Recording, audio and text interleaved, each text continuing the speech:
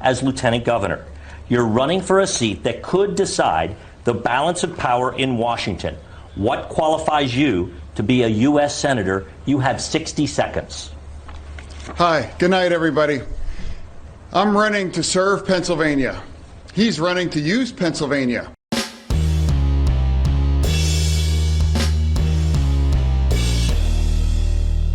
How's everybody doing? My name is Anthony Brian Logan, and today we got to talk about the debate between Dr. Mehmet Oz and John Fetterman in Pennsylvania for the Senate seat. Now, this was very hard to watch. It was crazy. I saw it live on YouTube, and I've seen some clips on the internet. It's been terrible. It's been a really hard go of it to compile all the clips and go through them. It's really bad. And if you don't know, John Fetterman had a stroke earlier this year. And when it comes to being able to understand speech, like, for example, when he's being asked a question by the moderator, he can't really understand the speech very well.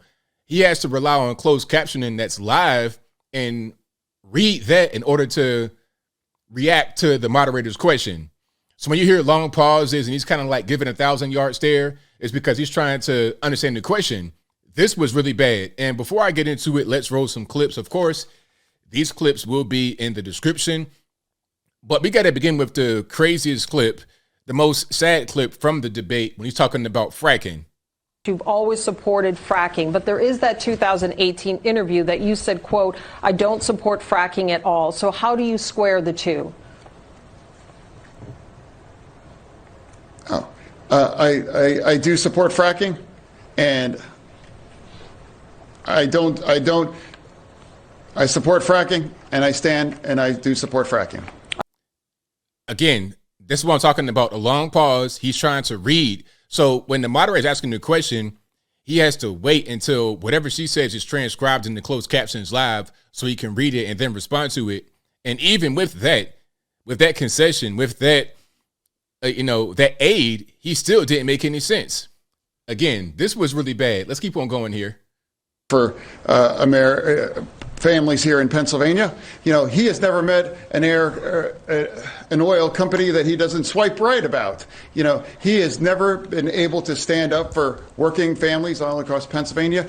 Maybe that was a Tinder joke. I mean, if you're having a hard time being able to speak, you probably shouldn't be cracking no jokes. You need to just keep it straight to the point and answer the question that you're asked. Focus on that rather than trying to crack jokes, maybe, perhaps.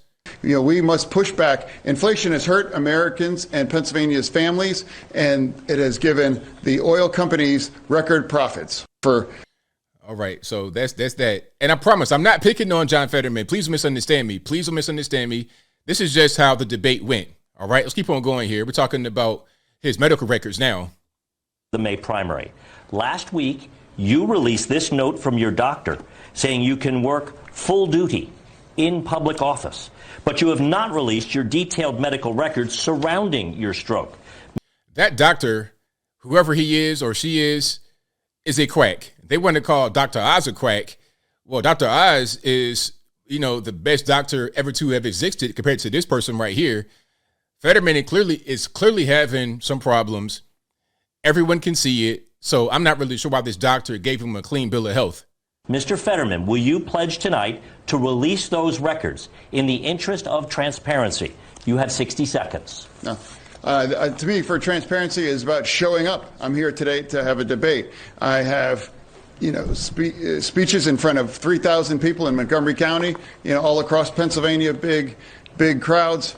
I believe if my doctor believes that I'm fit to serve, and that's what I believe is appropriate. And now with 2 weeks before the election, I have run a campaign and I've been very transparent about being very open about the fact we're in use captioning. And I believe that, again, my doctors, the real doctors that I believe in, they all believe that I'm ready to be served. Follow up. I didn't hear you say you would release your full medical records. Why not? You have 30 seconds. No. Again, my doctor all believes that I'm fit to be serving, and that's what I believe is where I'm standing. Again, it didn't really make sense. I guess he was trying to say the doctor said it's okay, so I'm good to go. But that wasn't really the question. The question was about releasing medical records. He didn't really answer that. And I think if you release those medical records, you see some troubling things.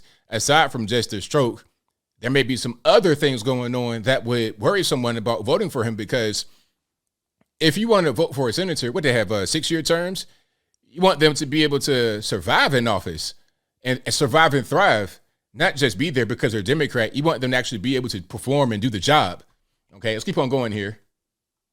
John Fetterman shoots too low. We want much more money than that. And there are many ways to achieve that. But John Fetterman thinks the minimum wage is his weekly allowance from his parents. He's not really cognizant of the real challenges of business. John Fetterman. So I'm not sure what the context was. I hope Dr. Oz is not in favor of raising the minimum wage. I'm not really sure about that, but we keep on going here. For you, Mr. Fetterman, Vice President Kamala Harris says the southern border is secure, yet we are seeing an unprecedented number of migrants crossing. Is the border secure? And if not, what would you do to fix what both parties are calling a crisis? You have 60 seconds, Mr. Fetterman. Yeah. I believe that a secure border can be compatible with compassion. I believe we need a comprehensive and bipartisan solution for immigration. That's what I believe. I don't ever recall in the Statue of Liberty did they say, take our tired, huddled masses and put them on a bus and use cheap political stunts about them. I believe we have to develop a comprehensive and bipartisan solution to address our issue here for immigration here in our nation. All right. Thank you, gentlemen. On to the next issue. But John's not addressing the elephant. No, okay. Now about the whole bus thing, there's actual programs that are funded by the federal government that the Biden administration funds that will bus these so-called migrants to certain parts of the country. It just so happened that when Ron DeSantis did it with the whole Martha's Vineyard thing, it brought a light to it. People didn't know that was going on. And they want to blame him for being, quote unquote, inconsiderate and whatnot. But it had already been going on from Democrat cities to Democrat cities, like El Paso, Texas, to Chicago, Illinois, and New York City. Let's keep on going here. Now, here's the thing about Fetterman pointing a shotgun at an unarmed black jogger's chest back in Braddock, Pennsylvania, which is right outside of Pittsburgh. Stage has broken the law, we believe. John Fetterman took a shotgun, chased a unarmed African-American man, and put the gun, apparently, according to that man, to his chest. John, you weren't pulled over by the police. They let you go. You were the mayor at the time. Why haven't you apologized to that unarmed, innocent black man who you put a shotgun to his chest? All right. We will allow a 30-second response to that, Mr. Fetterman, specifically what he was saying, referring to the incident in Braddock. I made the opportunity to defend our community as the chief law enforcement officer there. Everybody in Braddock, an overwhelmingly majority community of black community, all understood what happened. They understood what happened, and everybody agreed that, and nobody believes that it was anything about me making a split-second decision to defend our community as well. Why not apologize? Mr. Oz, please. We are still with Mr. Fetterman. Turning to you. Because the guy did not have a gun. He was not anybody that should have a gun drawn on him. So it should be a matter of just saying, hey, sorry about that. It was a mistake, et cetera, et cetera. That's what should happen, but he doesn't really want to do that for some reason. Let's keep on going here.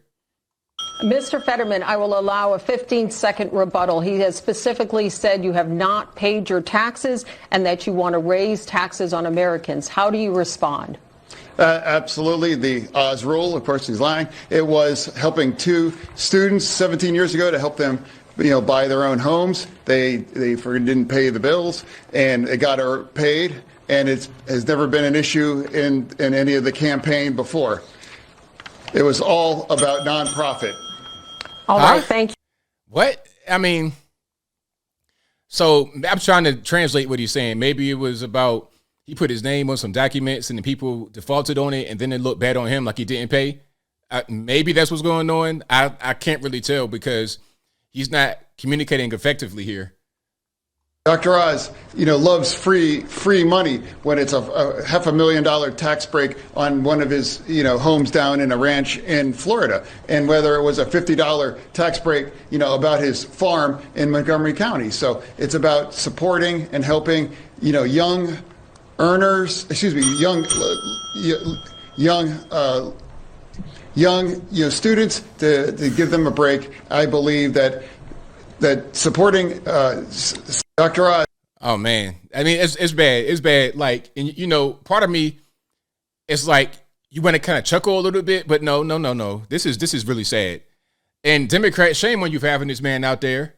Shame on you for having this man out there. He's obviously not well. clearly not well. Let this man go home and recuperate from his stroke rather than being out there on the campaign trail while he's struggling to be able to put two words together because his brain has been injured. Choice. All right. Thank you, Mr. Fetterman. A follow-up question on this. Our Next Star poll shows 51% of Pennsylvania voters disapprove of the president's job performance. You have publicly supported many of his policy positions. Are there any that you disagree with? 30 seconds. See, look on his face. He's trying to read the captions. He can't understand what she's saying at all because when he's hearing the speech, it's kind of like just jumbled up. It doesn't make any sense. So he's struggling really hard right here. So imagine John Fetterman in Washington, D.C. Will they give him the captions live whenever anything goes on? Will he be able to do this on the fly? Out just in the streets, talking to people, talking to constituents? No, I just believe he needs to do more about supporting and fighting about inflation. And I do believe he can do more about that. Choice. Man, oh man. Okay, I'm telling you, I told you it was rough to get through. It's really rough. Now, we all have to make sure that everyone that works is able to, that's the most American bargain, that if you work full time, you should be able to live in dignity as well, true. And I believe they haven't have any businesses being you can't have businesses being subsidized by not paying individuals that just simply can't afford to pay their own way. Oh my gosh. Oh my goodness.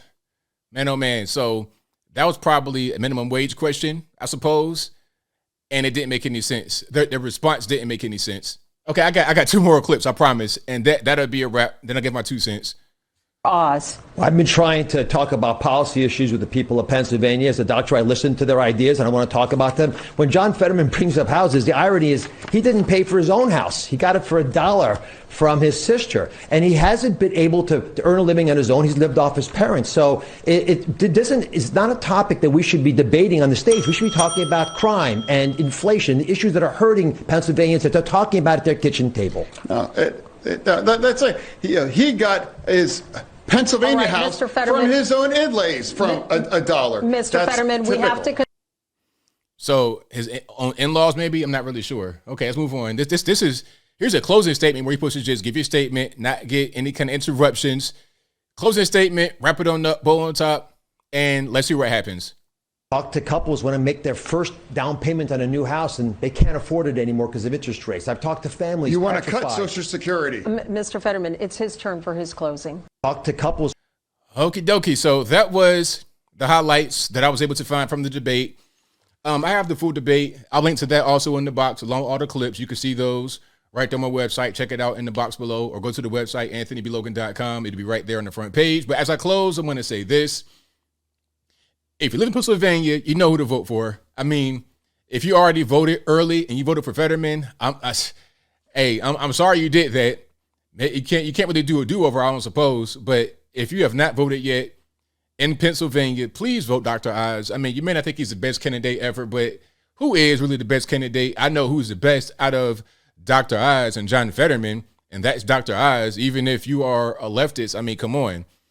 Why would you put a man in there who is clearly struggling with a brain issue? Why would you put him in office? It doesn't make any sense. But I think I'll leave that right there for now. And what say you? How do you feel about this debate? Should John Fetterman even be out there on the campaign? Should Dr. Oz attack the obvious more?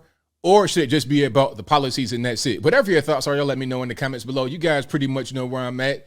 This was ridiculous. It was crazy. It was really hard to watch. It's unfortunate that he's out there like that on the campaign trail, on the stage. But, hey, the Democrats put him out there. He's volunteering to do it. He doesn't have a gun in his back, so what are you going to do? I know what you should not do if you're in Pennsylvania, which is vote for John Fetterman. Don't do that. Vote Dr. Oz or don't vote at all. But please, please, please do not put that man in there because if you do, you're going to have somebody who has no idea what's going on and they will be a puppet. Just like your man, Joe Biden. He doesn't know what's going on either, but he's a puppet. The people behind the scenes are ruling him. And you guys did not vote for his staff and people behind the scenes giving them orders every day. You didn't vote for them. You voted for the actual president. You can vote for the actual senator in Pennsylvania, not the guy that is just going to sit in the seat and do nothing. But whatever your thoughts are, please let me know in the comments below. And that's all I got to say for this video. If you like what you heard, please comment, rate, share, and subscribe. Peace.